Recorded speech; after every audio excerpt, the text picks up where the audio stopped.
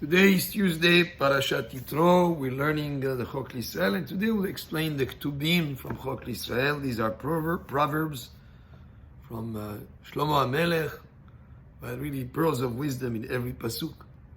Ben Hakam Yisamach Av, Uchsil Adam Boze Imo. This pasuk means a wise man, or wise son rather, Ben Hakam, a wise son. Yisamach Av makes a father happy. Uchsil Adam, but a foolish person, Boze Imo, he shames his mother. So the actions of a child bring either happiness or unfortunately shame to the parents. The way that he acts is a reflection on how the parents have raised him. And there's great satisfaction to a father or mother when a child is hacham, he's wise, he acts in a wise way, and if he acts in a foolish way, something that could cause embarrassment. Ivelet simcha lahasa lev, ve'ish tevuna yeyasher lachet. So this next pasuk says, Ivelet, which means folly. Simcha lahasa lev is joy to one who's destitute of wisdom. In other words, somebody who's not wise.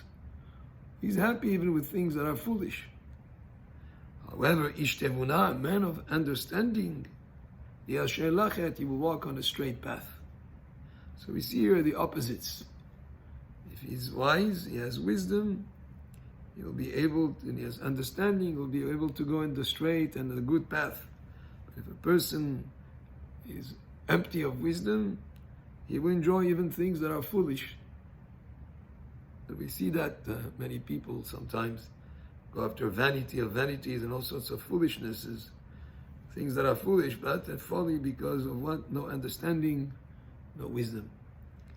Next pasuk, hafer mahshavot be'en sod, uvrov yoatzim takum. So without counsel or advice, without seeking advice, discussing with people who are expert maybe on the subject, all sorts of plans can be frustrated and not happen. However, the opposite, uvrov yoatzim takum, but where there is a multitude of counselors, of advice from other people, who maybe know more about that subject, then the plans are established. So it's a good idea, according to this pasuk, to seek advice. You're not sure about something, maybe you're not as familiar with all the rules on that subject that you're dealing with, then seek the advice and the counsel of others who may be able, from their perspective, give you their viewpoint or give you their experience, and you'll benefit from it.